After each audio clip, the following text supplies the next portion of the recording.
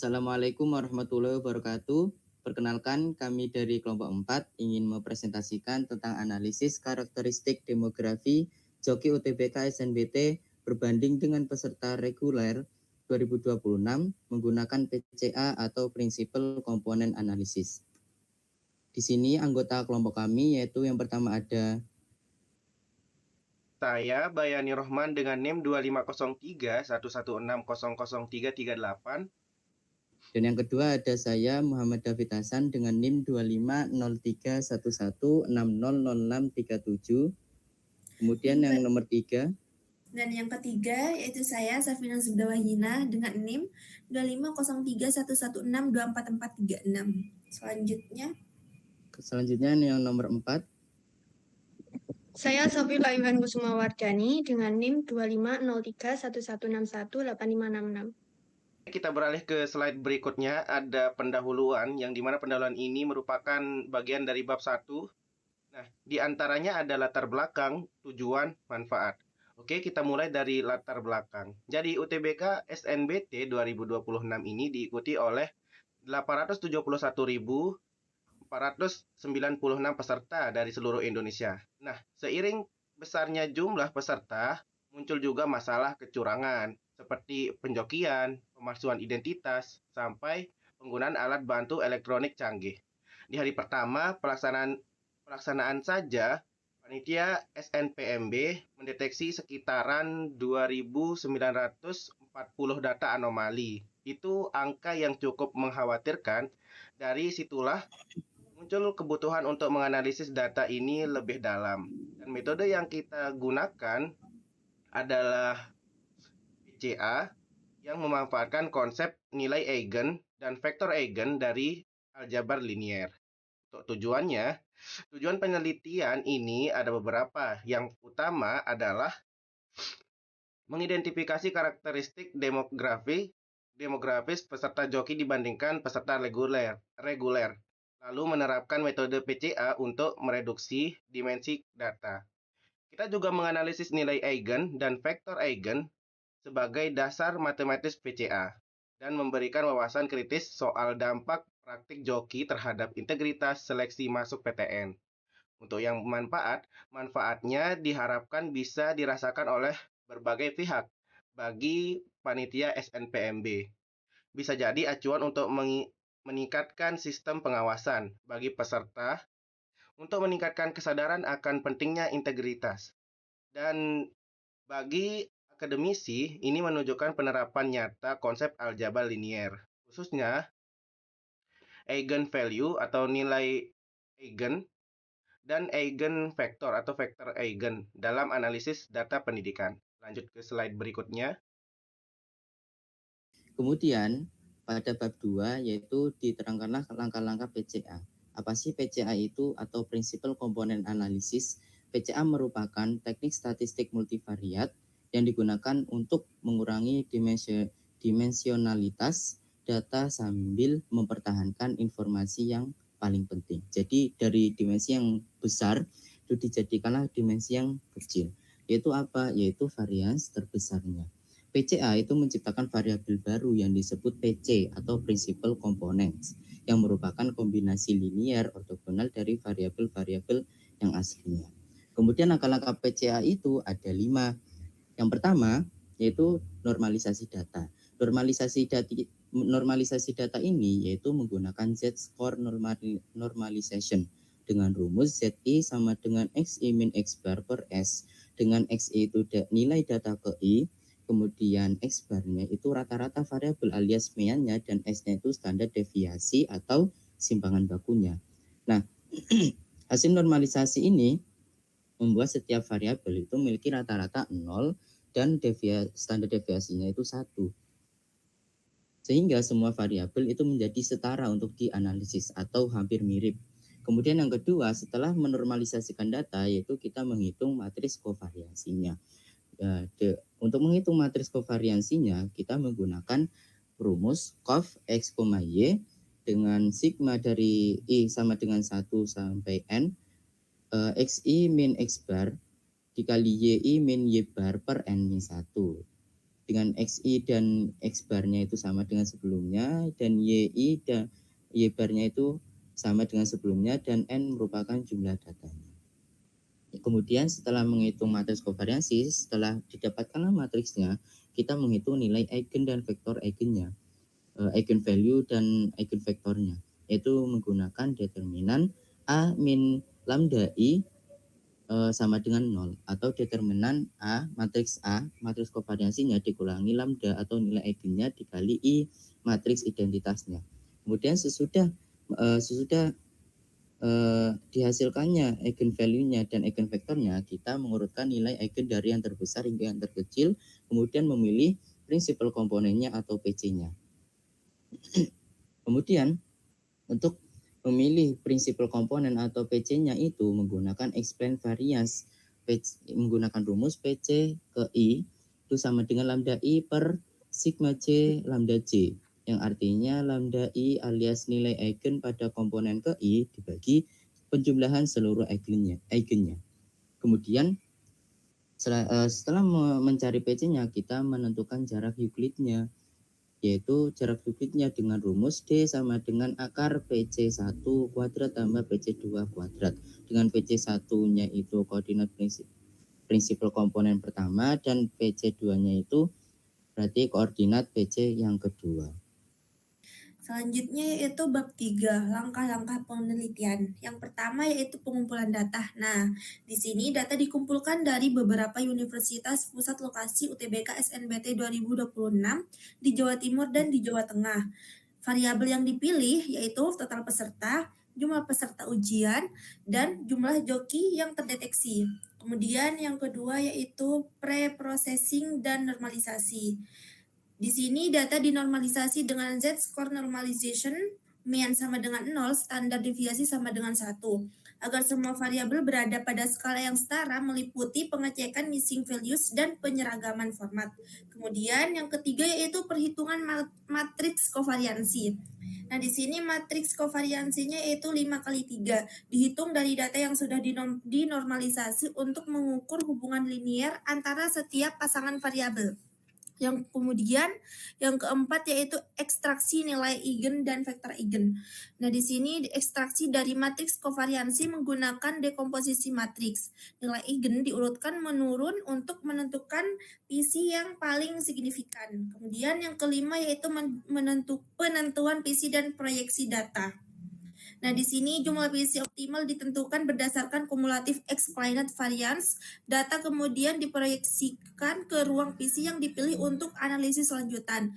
Nah, dan yang terakhir di sini yaitu interpretasi dan visualisasi. Hasil diinterpretasikan berdasarkan loading faktor tiap variabel terhadap PC, identifikasi pola cluster dalam ruang PC1 sampai PC2, serta divisualisasikan dalam script plot dan bplot. Oke, untuk slide yang berikutnya kita masuk ke bab 4 yang dimana langkah dan pembahasan dataset dan variabel penelitian.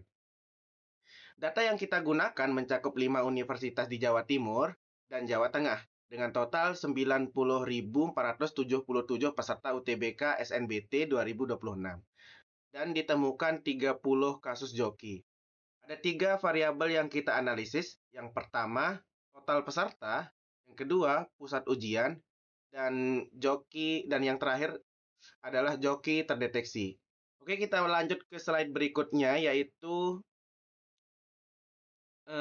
visualisasi ketiga variabel dalam grafik garis, yang dimana grafik yang warna biru itu menunjukkan total peserta, grafik yang berwarna ungu menunjukkan pusat ujian, dan yang terakhir grafik yang berwarna oranye yaitu menunjukkan joki terdeteksi. Bisa dilihat dari kiri pojok kiri bawah itu merupakan grafik punyanya UNESA. Untuk yang selanjutnya ada selanjutnya ada Undip, selanjutnya ada UPN Veteran Jatim, dan yang terakhir ada UB. Lanjut ke slide berikutnya. Nah, di sini ada mean dan awal simpangan baku. Kita mulai dengan menghitung rata-rata ketiga variabel. Total peserta. Salah. Hah? Jangan tiba-tiba Mean, itu kan judulnya ada. Kok yang dibaca Meannya? Kan udah. Enggak. Ngomong lagi lah. Oh. Udah bentar. Yuk. Oke. Untuk slide yang berikutnya, ulang. 1, 2, 3. Untuk slide yang berikutnya ada langkah dan pembahasan dataset dan variabel penelitian. Di sini ada Mean dan awal simpangan baku. Kita mulai dengan menghitung rata-rata ketiga variabel. Total peserta di sini ada 90.477 dibagi dengan 5, yaitu kurang lebih 18.095. Pusat ujian 9 dibagi 5 yaitu 1,8. Dan yang terakhir joki terdeteksi 30 dibagi 5 yaitu sama dengan 6 kasus per universitas. Ke slide berikutnya kita melanjutkan perhitungan yang tadi. Untuk total peserta semuanya kuadrat tadi dijumlahkan, maka sekarang kita menghasilkan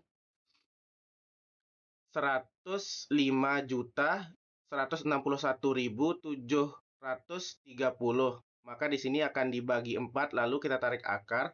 Hasilnya simpang baku kurang lebih 5.127. Untuk pusat ujian selisihnya kecil dikarenakan datanya seragam. Hasil akhirnya simpang baku 0,447 yang dimana artinya distribusi pusat ujian sangat merata. Selanjutnya ada joki terdeteksi. Kuadrat selisihnya ada 64, 9, 16, 1, 4. Dijumlahkan maka kita akan menghasilkan 94 yang dimana akan dibagi 4, maka terdapat nilai kurang lebih 23.000,5. Ditarik akar hasilnya kurang lebih 4,848. Simpangan baku joki yang hampir mendekati rata-rata sendiri yaitu 6 menunjukkan data joki sangat bervariasi antara universitas. Ini penting sebagai dasar sebelum kita masuk ke analisis PCA. Oke, lanjut ke slide berikutnya yang akan dipaparkan oleh presenter berikutnya. Setelah kita menghitung Mean dan standar deviasi alias simpangan bakunya, kita tuliskan dalam tabel untuk mempermudah kita menghitung. Itu untuk total pesertanya Meannya yaitu 18.095 dan standar deviasinya simpangan bakunya yaitu 5.127 dengan rentang minimum maksimum dari 10.339 peserta sampai 23.933 peserta. Kemudian untuk pusat ujiannya itu memiliki Mean 1,8 dan simpangan bakunya 0,447 dengan rentangnya 1 sampai 2.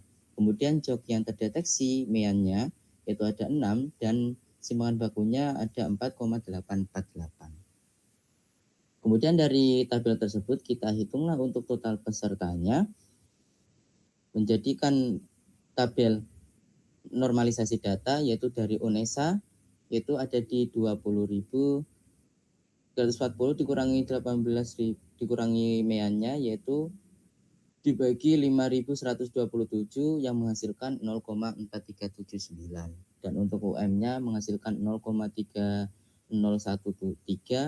dan seterusnya sampai UB menghasilkan minus 0,3647.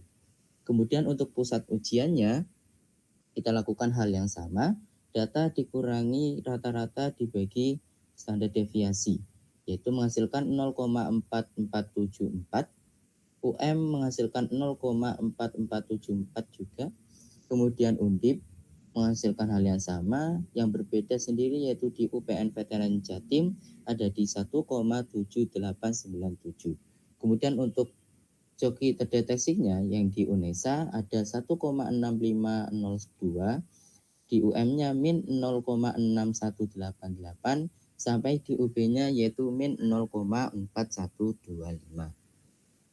Kemudian dari hal tersebut bisa dibuatlah menjadi tabel normalisasi data yaitu sebagai berikut. Yang di UNESA total pesertanya 0,4379, pusat ujiannya 0,4474 dan joki yang terdeteksi ada di 1,6502. Hal tersebut diikuti oleh 5 universitas lain. Nah, dari hal tersebut pasti angkanya tidak jauh dari -1, 0, dan 1. Dari tabel tersebut bisa direpresentasikan sebagai grafik fungsi alias grafik garis menjadi seperti ini. Dengan birunya yaitu ada di total peserta, ungunya ada di pusat ujian, dan biru oranye ada di joki terdeteksi. Karena hal tersebut tidak jauh dari -1 sampai dengan 1. Untuk UNESA seperti ini, untuk UM seperti ini, untuk Undip seperti ini, untuk UPN Veteran Jatim seperti ini, dan untuk UB seperti ini. Kemudian setelah kita menghitung data normalisasi data tersebut, maka kita menghasilkan matriks kovariansinya yaitu berukuran 5x3. Yaitu matriksnya A sama dengan 0,4379 dengan barisnya itu 5 dan kolomnya itu ada 3. Tujuannya kita yaitu mencari determinan A min lambda I sama dengan 0. Karena A-nya alias matriksnya itu berukuran 5x3, maka tidak bisa kita menghitung langsung. Jadi kita harus menghitung AT dikali A alias AT A transpose. Matriks transposnya yaitu diketahui 0,4379 dengan barisnya itu 3 dan kolomnya itu 5. Sehingga bisa kita silangkan, bisa kita kali yang menghasilkan ATA sama dengan 4,007 sampai 3,9996 dengan matriks yang berukuran 3x3, 3 baris dengan 3 kolom. Kemudian dari tersebut kita mencarilah eigen I-nya alias dengan matriks identitas yang berurut 3x3 karena matriks kita tadi 3x3. Kemudian dikalikanlah dengan eigen alias lambdanya sehingga menjadi lambda 00, 0 lambda 0, 0, 0 lambda. Kemudian kita kurangilah matriks kita tadi dikurangi matriks eigen identitas tersebut yang menghasilkan 4,0007 min lambda sampai 3,9996 min lambda. Kemudian karena kita mencari determinannya harus disama dengan 0. Nah, selanjutnya yaitu kita gunakan ekspansi kofaktor baris pertama. Determinan T A transpose A min lambda I sama dengan 4,007 min lambda sampai dengan 3,9996 min lambda. Kemudian min 3,3845 itu sampai 3,9996 min lambda ditambah min 0,5650 sampai 3,3845 sampai min 0,4615. Nah, kemudian menghasilkan nilai lambda pangkat 3 min 12,00040 lambda pangkat 2 ditambah 36,0450 lambda min 17,8859 itu hasilnya 0. Kemudian dari determinan diperoleh F lambda sama dengan lambda pangkat 3 min 12,0040 lambda pangkat 2 ditambah 36,0450 lambda min 17,8859. Kemudian di sini kita cari nilai eigen yang menghasilkan F lambda sama dengan 0. Lambda 1 sama dengan 7,5357. F lambda 7,5357 sama dengan 7,5357 pangkat 3 min 12,0040 dikali 7,5357 pangkat 2 ditambah 36,450 dikali 7,5357 min 17,8859 sama dengan 427,8704 min 681,5582 ditambah 271,6593 dikurangi 17,8859 sama dengan 0,0856, yaitu hasilnya mendekati 0. Kemudian lambda 2 sama dengan 3,8522, F 3,8522 sama dengan 3,8522 pangkat 3 dikurangi 12,0040 dikali 3,8522 pangkat 2 ditambah 36,450 dikali 3,8522 dikurangi 17,8859, yaitu sama dengan 57,1605 dikurangi 178,1903 1193 ditambah 138,8405 dikurangi 17,8859, itu hasilnya min 0,0042, yaitu hasilnya mendekati 0. Kemudian lambda 3 sama dengan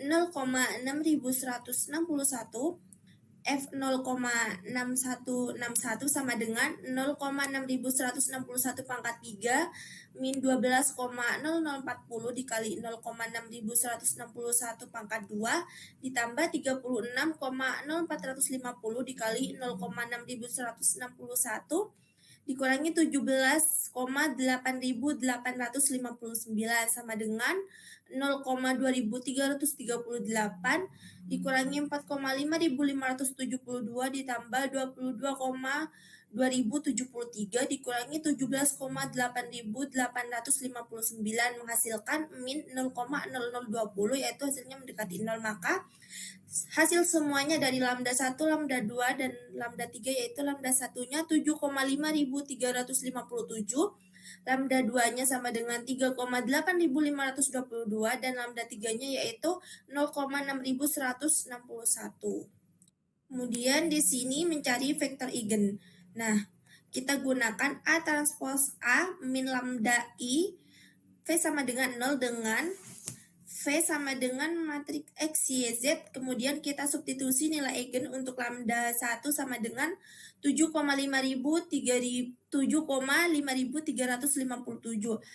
A transpos A min lambda 1 I sama dengan matriks 4,0007 min 7,5357 sampai dengan 39996 dikurangi 75357, yaitu menghasilkan 0. Hasilnya yaitu A transpos A min lambda 1I sama dengan min 3,5350 sampai min 3,5361 sama dengan 0. Bentuk SPL-nya yaitu min 3,5350 X ditambah 3,3845 Y min 0,5650 Z sama dengan 0, 3,3845 X dikurangi 3,5320 Y dikurangi 0,4615 Z sama dengan 0. Kemudian min 0,5650 X dikurangi 0,4615 Y dikurangi 3,5361 Z sama dengan 0. Kemudian dieliminasi dari persamaan ketiga, yaitu min 0,5650 X dikurangi 0,4615 Y dikurangi 3,5361 Z sama dengan 0. Kemudian dipindahkan, yaitu min 3,5361 Z sama dengan 0,5650 X ditambah 0,4615 Y. Z sama dengan min 0,5650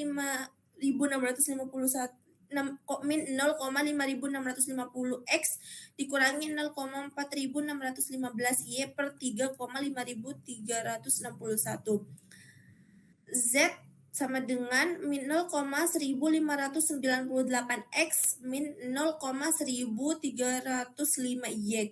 Kemudian kita substitusi ke persamaan pertama. Nah, di sini persamaan pertamanya yaitu min 3,5350 X ditambah 3,3845 Y min 0,5650 dikali min 0,1598 X min 0,1305 Y sama dengan 0. Min 3,5350 X ditambah 3,3845 Y ditambah 0,0903 X ditambah 0,0737 Y sama dengan 0. Min 3,4447 X ditambah 3,4582 Y sama dengan 0. 3,4582 Y sama dengan 3,4447 X. Y sama dengan 0,996 X. Kemudian kita ambil X sama dengan 1, maka Y sama dengan 0,996 X. Y sama dengan 0,996 dikali 1. Y sama dengan 0,996 sama dengan 1. Kemudian kita cari nilai Z-nya. Di sini Z sama dengan min 0,1598 X dikurangi 0,1305 Y. Z sama dengan min 0,1598 dikali 1 dikurangi 0,1305 dikurangi 1. Z sama dengan min 0,2903. Kemudian bentuk vektor eigennya yaitu V1 sama dengan 1 sampai min 0,2903. Vektor eigen untuk lambda 2 sama dengan 3,8522. Kemudian kita substitusikan A transpos A min lambda 2i sama dengan 0,1485 sampai 0,1474. Kemudian yaitu bentuk SPL-nya 0,1485 X ditambah 3,3845 Y dikurangi 0,5650 Z sama dengan 0. 3,3845 X ditambah 0,1515 Y dikurangi 0,4615 Z sama dengan 0. Min 0,5650 X dikurangi 0,4615 Y ditambah 0,1474 Z sama dengan 0. Kemudian kita eliminasi. Dari eliminasi diperoleh hubungan Y sama dengan min X. Kemudian kita ambil X sama dengan 1. Maka Y sama dengan min 1. Kemudian kita substitusikan ke persamaan ketiga. Min 0,5650 dikali 1 dikurangi 0,4615 dikurangi min 1 ditambah 0,1474 Z sama dengan 0. Min 0,5650 ditambah 0,4615 ditambah 0,1474 Z sama dengan 0. Min 0,1035 ditambah 0,1474 Z sama dengan 0. 0,1474 Z sama dengan 0,1035. Z sama dengan 0,702.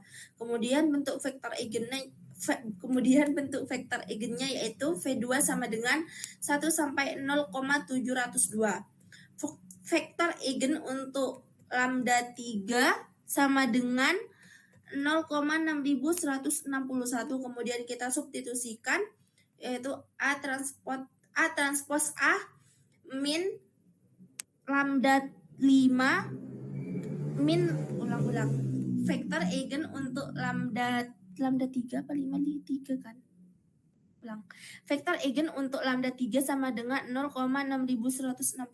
Kemudian kita substitusikan A transpos A min lambda 5i sama dengan 3,3846 sampai dengan 3,3835. Kemudian bentuk SPL-nya yaitu 3,3846 X ditambah 3,3845 Y dikurangi 0,5650 Z sama dengan 0.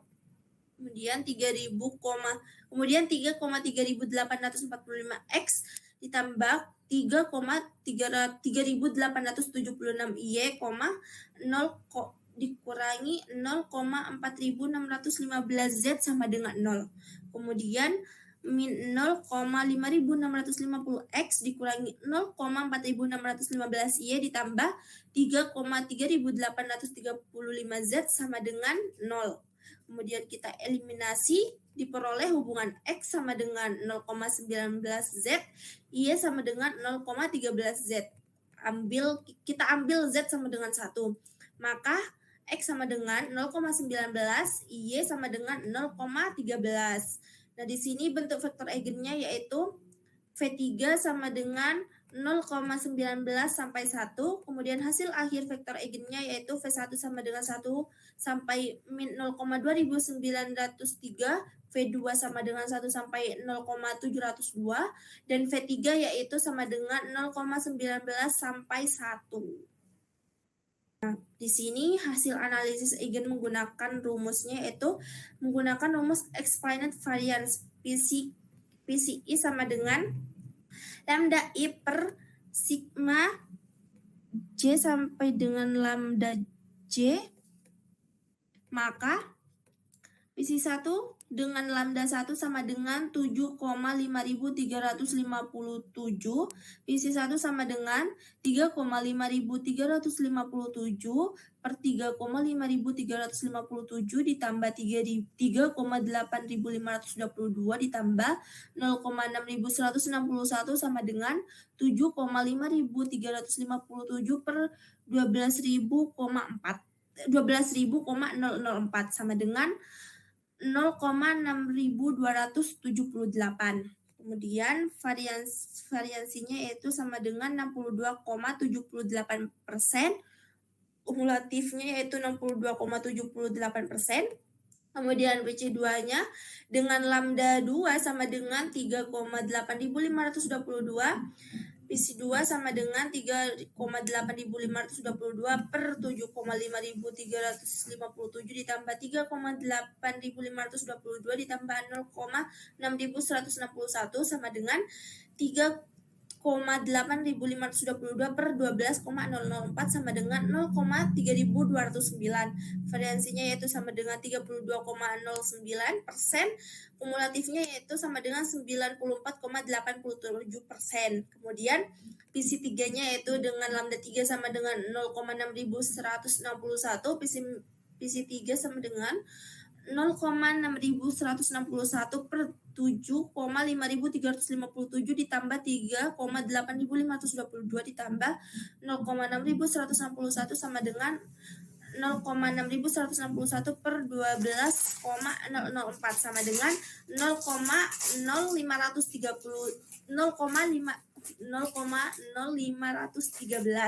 Variansinya yaitu 5,13%, kumulatifnya sama dengan 100%. Nah, ini semuanya explained. Untuk yang selanjutnya yaitu analisis eigenvalue dan explain variance. PC1 memiliki eigenvalue 7,5357 dengan explain variance sebesar 62,78%.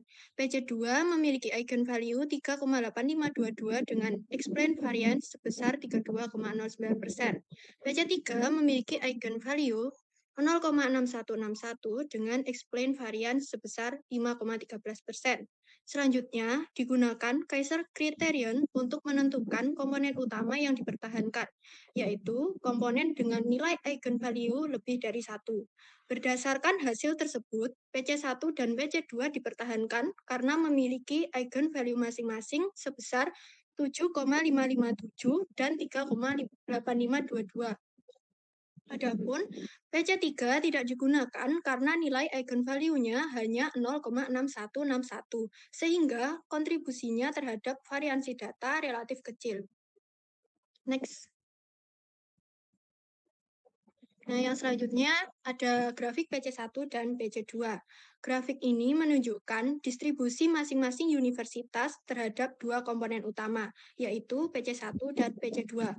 Untuk grafik warna biru adalah grafik untuk PC1, dan grafik warna ungu adalah grafik untuk PC2. Terlihat bahwa beberapa universitas memiliki pola yang cukup berbeda pada PC1 dan PC2. UPN Veteran Jawa Timur memiliki nilai PC1 paling tinggi dibandingkan universitas lain, yang menunjukkan karakteristik data yang paling dominan dalam analisis. Next.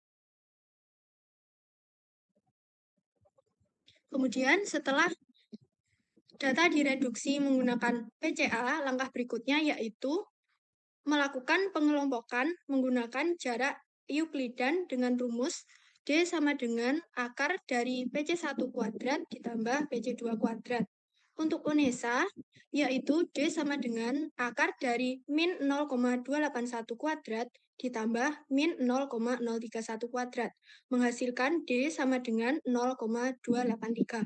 Untuk UM, diperoleh nilai D-nya yaitu 0,653. Untuk Undip, diperoleh nilai D-nya yaitu 1,351. Untuk UPN Veteran Jawa Timur, diperoleh nilai D-nya yaitu 2,336. Untuk UB, diperoleh nilai D-nya yaitu 0,597. Next. Nah, dari perhitungan tadi, diperoleh hasil sebagai berikut. Nah, hasilnya itu menunjukkan bahwa UPN Veteran Jawa Timur berada pada klaster tinggi. Kemudian Undip berada pada klaster sedang. Sedangkan UNESA, UM, dan UB termasuk dalam klaster rendah. Nah, semakin besar nilai jaraknya, maka semakin tinggi tingkat penyimpangan atau anomali datanya. Next. Yang selanjutnya yaitu temuan dan implikasi kebijakan. Berdasarkan hasil analisis, ditemukan sekitar 2.940 peserta terindikasi anomali, dengan 99% kasus mengarah pada program studi kedokteran dan kedokteran gigi. Beberapa modus yang terdeteksi meliputi penggunaan earpiece mikro, kamera tersembunyi, dan manipulasi foto AI. Oleh karena itu, diperlukan penguatan pengawasan berbasis teknologi seperti face recognition, metal detector, serta monitoring berbasis machine learning untuk mendeteksi kecurangan secara lebih efektif. Next. Yang selanjutnya ada hasil dan kesimpulan. Yang pertama, metode PCA berhasil mereduksi 3 variabel penelitian menjadi 2 komponen utama, yaitu PC1 dan PC2, yang mampu menjelaskan 94,87% varians data, sehingga efektif untuk menganalisis karakteristik demografi Joki UTBK SNBT 2026. Yang kedua, PC1 menjelaskan 62,78% varians dan didominasi oleh skala peserta dan kapasitas pusat ujian. Sedangkan PC2 menjelaskan 32,09% varians dan menggambarkan kontribusi intensitas deteksi joki. Kedua komponen ini menjadi penentu utama dalam pola kecurangan UTBK SNBT dan dapat dijadikan dasar penyusunan strategi pengawasan yang lebih efektif. Yang ketiga, hasil analisis menunjukkan adanya perbedaan signifikan dalam pola deteksi joki pada 5 universitas yang dianalisis. UPN Veteran Jawa Timur memiliki rasio deteksi joki yang relatif tinggi, meskipun jumlah pesertanya lebih kecil dibandingkan universitas lain. Yang keempat, data menunjukkan bahwa deteksi joki tersebar di berbagai universitas dengan intensitas berbeda, yaitu sekitar 2-14 kasus per universitas. Selain itu, ditemukannya 2.940 data anomali pada hari pertama pelaksanaan UTBK SNBT 2026 mengindikasikan bahwa praktik perjokian merupakan masalah sistemik yang memerlukan penanganan komprehensif dan berbasis data di seluruh jalur UTBK SNBT. Dan yang kelima, PCA terbukti efektif untuk mengidentifikasi pola tersembunyi dalam data pendidikan. Next. Yang selanjutnya yaitu saran. Yang pertama, panitia SNPMB harus memperkuat sistem keamanan. Yang kedua, perlu dilakukan investigasi lanjutan terhadap sindikat perjokian untuk menghentikan operasional dan memutus jaringan kecurangan secara hukum. Yang ketiga, kampanye edukasi kepada calon peserta mengenai konsekuensi hukum dan etika perjokian perlu ditingkatkan. Yang keempat, penelitian lanjutan dengan dataset yang lebih lengkap perlu dilakukan untuk untuk memvalidasi dan memperluas generalisasi temuan secara lebih komprehensif. Dan yang terakhir, integrasi metode PCA dan teknik machine learning lainnya ke dalam sistem monitoring UTBK SNBT secara real-time berpotensi meningkatkan kemampuan deteksi kecurangan sejak dini sebelum ujian selesai berlangsung. Sekian pemaparan dari kami tentang analisis karakteristik demografi Joki UTBK SNBT berbanding dengan peserta reguler 2026 menggunakan PCA atau Principal Component Analysis. Kami ucapkan terima kasih kepada semuanya yang telah menonton video kami, dan semoga hasil riset kami ini dapat memberikan dampak untuk UTBK SNBT di masa yang akan mendatang. Sekian dari kami. Wassalamualaikum warahmatullahi wabarakatuh.